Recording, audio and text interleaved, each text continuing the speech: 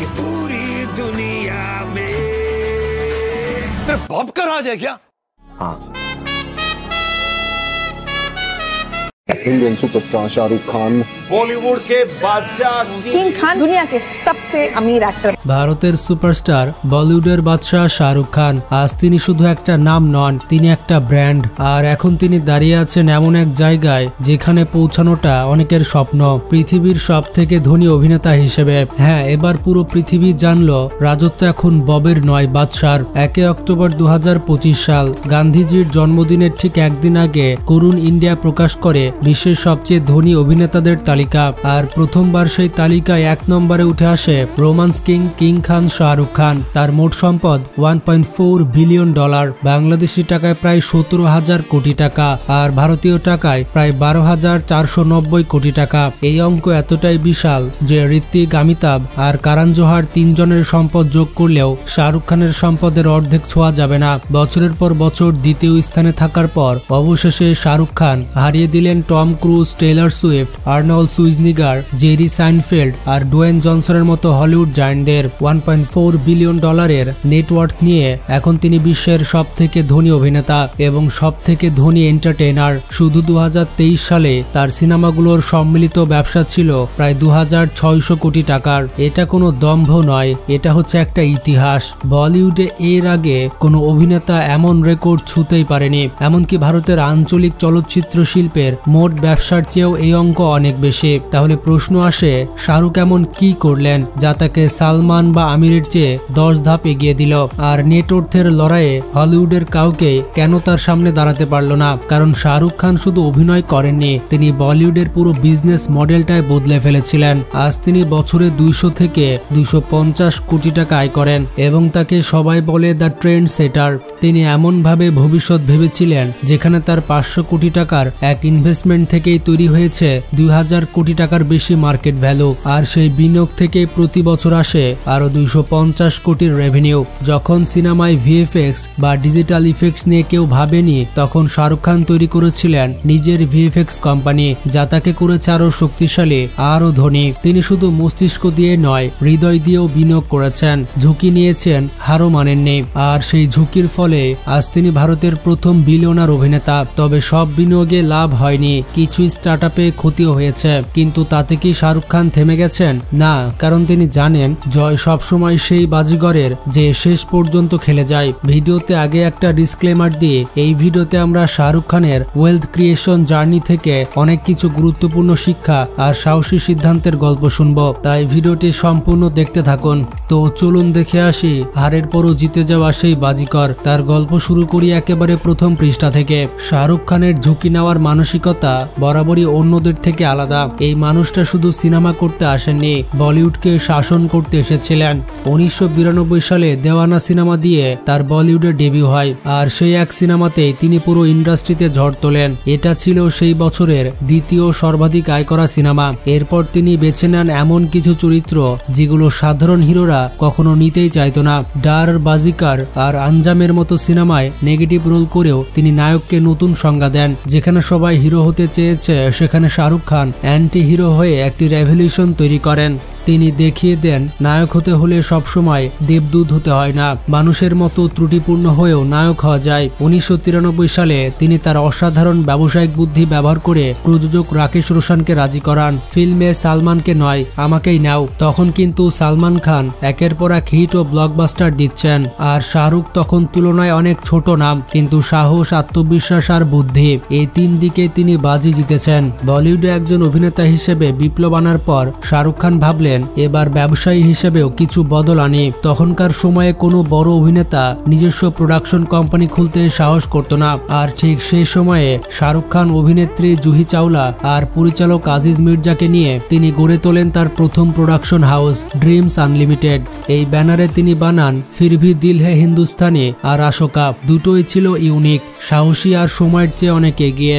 কিন্তু তখন সেই রকম সিনেমা দর্শকরা নিতে পারেনি। ফলাফল 2 সিনেমায় বক্স অফিসে ফ্লপ, আর সেই কারণে ড্রিমস আনলিমিটেডের খেলা শুরু হওয়ার আগে প্রায় শেষ হয়ে যায়। ড্রিমস আনলিমিটেডের ব্যর্থতা শাহরুখ খানের জন্য ছিল বিশাল এক ধাক্কা। তখন তিনি চাইলে শুধু অভিনেতা হিসেবেই কাজ করে মোটা ফি নিয়ে নিশ্চিত জীবন কাটাতে পারতেন, কিন্তু শাহরুখ খান সেই মানুষ নন। তিনি সবসময় শুধু অভিনেতা না, বরং একজন দূরদর্শী ব্যবসায়ী হতে চেয়েছেন। তাই সেই বড় ব্যর্থতার পরও তিনি হার মানেননি, বরং আরও শক্ত হয়ে ফিরে এসেছেন। 2002 সালে নিজের স্ত্রী গৌরী খানের সঙ্গে মিলে তিনি ড্রিমস আনলিমিটেডকে রূপান্তর করেন এক নতুন সাম্রাজ্যে, রেড চিলিস এন্টারটেনমেন্ট। এই ব্যানারে তিনি উপহার দেন একের পর এক ব্লকবাস্টার, मैं हूं ना, ओम शांति ओम, চেন্নাই এক্সপ্রেস আর সাম্প্রতিক জওয়ান সিনেমা। আজ রেড চিলিস এন্টারটেনমেন্টের বার্ষিক আয় প্রায় $75 মিলিয়ন। এই সাফল্য দেখেই বলিউডের অন্যান্য তারকারাও নিজের প্রোডাকশন হাউস খুলতে শুরু করে। ফলে এখানে সালমান, অক্ষয়, অজয় দেবগান সবাই নিজস্ব প্রোডাকশন কোম্পানি আছে। কিন্তু এখানেই শেষ নয়। ঠিক এই সময় শাহরুখ খান এমন কিছু রিস্ক আর ইউনিক আইডিয়া নেন যা পুরো বলিউডের ব্যবসার ধরনটাই পাল্টে দেয়। তিনি অভিনেতাদের জন্য তৈরি করেন মাল্টিপল সোর্সেস অফ ইনকামের নতুন পথ। এই বিপ্লবের প্রথম ধাপ ছিল ব্র্যান্ড এন্ডোর্সমেন্ট। একটা সময় ছিল যখন বলিউডে বিজ্ঞাপনে কাজ করা মানেই ছিল লো স্ট্যান্ডার্ড। বড় বড় তারকারা ভাবতেন অভিনেতা বিজ্ঞাপনে মুখ দেবে, অসম্ভব। দিলীপ কুমার, ধর্মেন্দ্র, এমনকি অমিতাভ বচ্চনও বছরের পর বছর কোনো বিজ্ঞাপনে মুখ নেননি। কিন্তু শাহরুখ খান ছিলেন আলাদা। তার কাছে কোনো কাজই ছোট নয় যতক্ষণ সেটা সৎভাবে টাকা আনে। তিনি একাই বলিউডে ব্র্যান্ড এন্ডোর্সমেন্টের যুগ শুরু করলেন, আর সেটাকে করেন গ্ল্যামারিয়াস। আজকের দিনে শাহরুখ খান একাই প্রায় 40টির বেশি ব্র্যান্ড এন্ডোর্সমেন্ট করছেন, যেমন Dubai tourism, Hyundai, Thums Up, Byju's এবং মেন্ত্রা।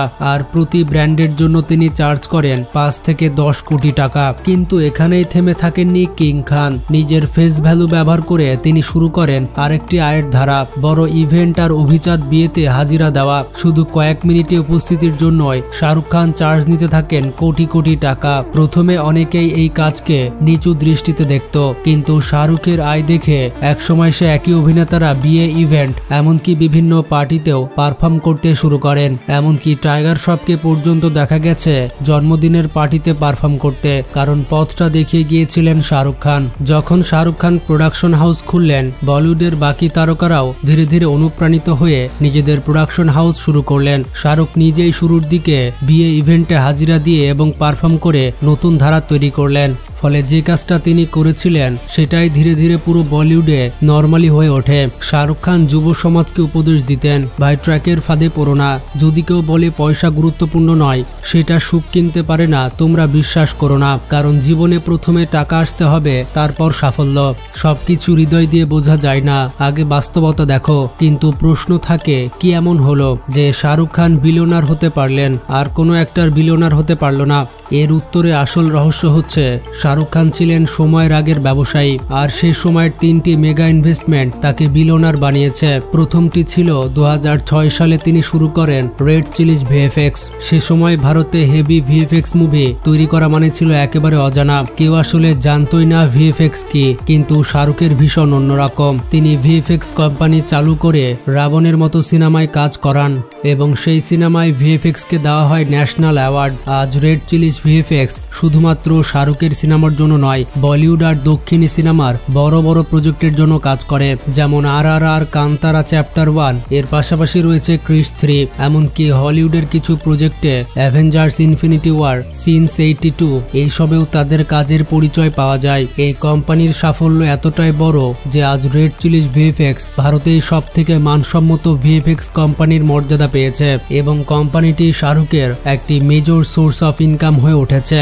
আর ভিএফএক্স কোম্পানির পরে শাহরুখ 2008 সালে করেন তার সবচেয়ে বড় ইনভেস্টমেন্ট। 570 কোটি টাকা দিয়ে কলকাতা নাইট রাইডার্স টিম ক্রয় করেন। শুরুতেই বলি, শাহরুখের আইপিএল ইনভেস্টমেন্টকে তখন সবাই রিস্কি মুভ মনে করেছিল, কারণ 2008 সালের কলকাতা নাইট রাইডার্সের খেলা আর আইপিএল এর ম্যাচের আগ পর্যন্ত অনেকেই ভেবেছিল তার এই উদ্যোগ ফ্লপ হতে পারে। কিন্তু ম্যাচটা হলো এবং ব্র্যান্ডন ম্যাককালান 158 রানের রেকর্ড ভেঙে দিলেন। কলকাতা নাইট রাইডার্স 140 রানে হারালো আরসিবিকে। আর সেই জয়ের মুহূর্তে যখন শাহরুখ খান উদযাপন করছেন, তখন থেকে আইপিএল হয়ে ওঠে বিশ্বের সবচেয়ে উত্তেজনাপূর্ণ ক্রিকেট লিগ। বোরের ব্যাটিং চলছিল, খেলোয়াড়রা আউট হচ্ছিল, আর চেন্নাই স্টেডিয়ামে দর্শকরা শাহরুখ খানকে নাচতে দেখে ঝুমতে শুরু করলো। এই মুহূর্তে স্পষ্ট হয়ে গেল আইপিএল হিট, সুপার হিট। এরপর কলকাতা নাইট রাইডার্সের জয়ের ধারা অব্যাহত থাকে। 2012, 2014 আর 2024 সালে তারা ট্রফি জেতে। এই 3 ট্রফির সাথে কেকেআর আইপিএলে মুম্বাই ও চেন্নাইয়ের পর তৃতীয় সর্বাধিক সফল ফ্র্যাঞ্চাইজি হিসেবে আত্মপ্রকাশ করে। 2012 সালে আইপিএলে শাহরুখের খুশি মনে হয়েছিল যেন সেলিব্রেশনটা সীমাহীন। এতটাই খুশি ছিলেন যে 5 বছরের জন্য ওয়াকান্ডা স্টেডিয়াম থেকে ব্যান পর্যন্ত হতে হলো। এই জয়ের ফলে কলকাতা নাইট রাইডার্সের ব্র্যান্ড ভ্যালু পৌঁছে যায় নতুন উচ্চতায়। আর সেই দলটি যা শাহরুখ কিনেছিলেন 570 কোটি টাকায়, বর্তমানে এই দলের মূল্য প্রায় 2000 কোটি টাকা।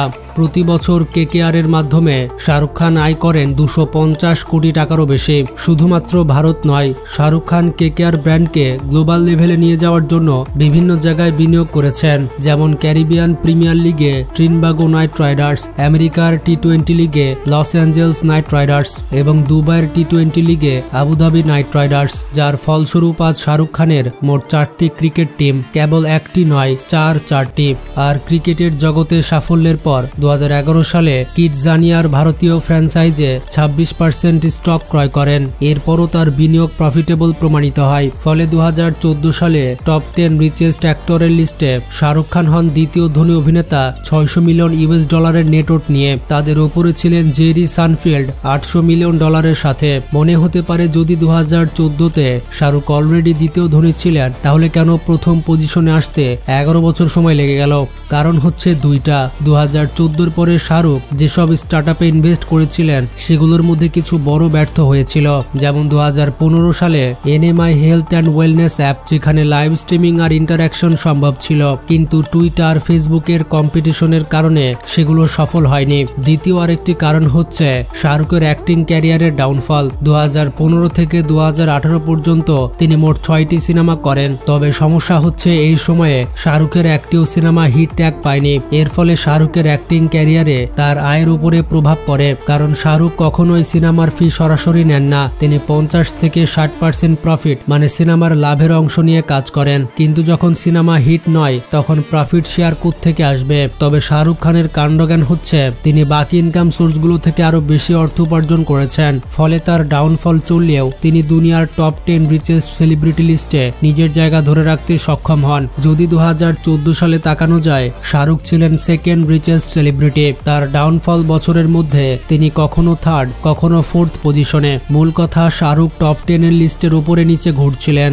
কিন্তু তার লক্ষ্য ছিল নাম্বার 1 হওয়া, বিশ্বের সবচেয়ে ধনী অভিনেতা হওয়া। চলুন দেখি শেষমেশ কবে এবং কিভাবে শাহরুখ খান বিলিয়নার এবং বিশ্বের সবচেয়ে হেভি অ্যাক্টর হলেন। 2023 সালে শুরু হওয়া শাহরুখ খানের final rise to the top. এবছর তিনি কামব্যাক করেন 3টি বড় সিনেমা দিয়ে, পাঠান, জওয়ান এবং ডাঙ্কি। এই 3টি সিনেমার মোট ব্যবসা ছিল 2600 কোটি টাকা। মাথা ঘুরিয়ে দেওয়ার মতো সংখ্যা। এক বছরে এই পরিমাণ অর্থ কোনো অ্যাক্টর বলিউডে আগে আয় করতে পারেনি। 2023 সালে সিনেমার বক্স অফিসে সাফল্য এবং কামব্যাকের পরে 2024-এ কলকাতা নাইট রাইডার্সও কামব্যাক করে এবং আইপিএল এর ট্রফি জিতে নেয়। আর 2025-এ ট্রিনবাগো নাইট রাইডার্স ক্যারিবিয়ান প্রিমিয়ার লিগে জয়লাভ করে। সেই বছরেই শাহরুখ খান বাণিজ্য জগতে করেন 2টি মেগা ইনভেস্টমেন্ট। প্রথম ইনভেস্টমেন্ট শাহরুখের ফ্যামিলি অফিস আশিকা গ্রুপ, সেখানে তিনি বিনিয়োগ করেন 300 কোটি টাকা। যাদের জানা নেই ফ্যামিলি অফিস কি, তাদের জন্য বলছে, এটি হচ্ছে ধনীদের পার্সোনাল মানি ম্যানেজমেন্ট সিস্টেম, যেখানে একটি ডেডিকেটেড টিম থাকে। টিমটি অর্থের সর্বোত্তম ব্যবহার এবং ইনভেস্টমেন্টের মাধ্যমে ডাবল বা ট্রিপল রিটার্ন নিশ্চিত করে। দ্বিতীয় ইনভেস্টমেন্ট হচ্ছে শাহরুখ তার ছেলে আরিয়ান খান এবং জিরো ধাগা ফাউন্ডার নকল কামতের সাথে ডায়াবল স্পিরিটস লঞ্চ করেন, যার সঙ্গে যুক্ত হয় রেডিকো খৈতান। এই 2টি মেগা ইনভেস্টমেন্টে শেষমেশ শাহরুখ খানকে বিলিয়নার অ্যাক্টর বানায়। আর যদি সহজ কথায় বলি, শাহরুখ খান আসলে ড্রিঙ্ক বা হুরান স্পিরিটসের ব্যবসা শুরু করেছেন। মনে হয় শাহরুখ সত্যি রাইস সিনেমা থেকে অনুপ্রাণিত হয়ে গেছেন। 2025 সালে এই ইনভেস্টমেন্ট করার পর যখন তিনি ডাবল আশা করছিলেন, ঠিক তখনই হুরুন রিচেস্ট লিস্ট 2025 প্রকাশিত হয় এবং আমরা জানতে পারি Shahrukh Khan, Tom Cruise, Taylor Swift, Arnold, Jerry Seinfeld এবং ডোয়াইন জনসনদের পেছনে ফেলে $1.4 বিলিয়ন নেটওয়ার্ক নিয়ে বিশ্বের সবচেয়ে ধনী অভিনেতা হয়েছেন। এই তালিকা যদি ডিটেলসে দেখি তাহলে $1.4 বিলিয়ন নিয়ে Shahrukh Khan number 1, Taylor Swift $1.3 billion নিয়ে নাম্বার 2, আর্নল্ড সুইজনিগার $1.22 বিলিয়ন নিয়ে নাম্বার 3, আর জেরি সানফিল্ড যিনি একসময় নাম্বার 1-এ ছিলেন $1.1 বিলিয়ন নিয়ে নাম্বার 4। আর যদি ভারতীয় সেলিব্রিটিদের লিস্ট দেখি তাহলে শাহরুখ খান স্পষ্টই 12,000 কোটি টাকা নেটওয়ার্ক নিয়ে নাম্বার 1। নাম্বার 2-এ রয়েছে সেই জুহি চাওলা, যিনি একসময় শাহরুখের সঙ্গে প্রোডাকশন কোম্পানি করেছিলেন। তার সম্পদ হচ্ছে 7,800 কোটি টাকা। তার সাফল্যের পেছনে রয়েছে জুহির স্বামী হীরা ঠাকুর বা জয় মেহতা। 3 নম্বরে রয়েছে ঋত্বিক রোশন, 4 নম্বরে রয়েছে অমিতাভ বচ্চন 1,900 কোটি টাকা, আর 8ম অবস্থানে রয়েছে কারণ জোহার। তো বন্ধুরা, আশা করি আপনারা ধারণা পেয়েছেন শাহরুখ খান এই বিশাল সাম্রাজ্য কিভাবে গড়ে তুলেছেন। কমেন্ট করে জানাতে পারেন শাহরুখ খানের বিলিয়নার হওয়ার যাত্রা আপনার কেমন লেগেছে এবং আপনি কি কি শিখতে পেরেছেন। ভিডিওটি ভালো লাগলে বেশি বেশি শেয়ার করতে পারেন। ভালো থাকবেন, টেক কেয়ার।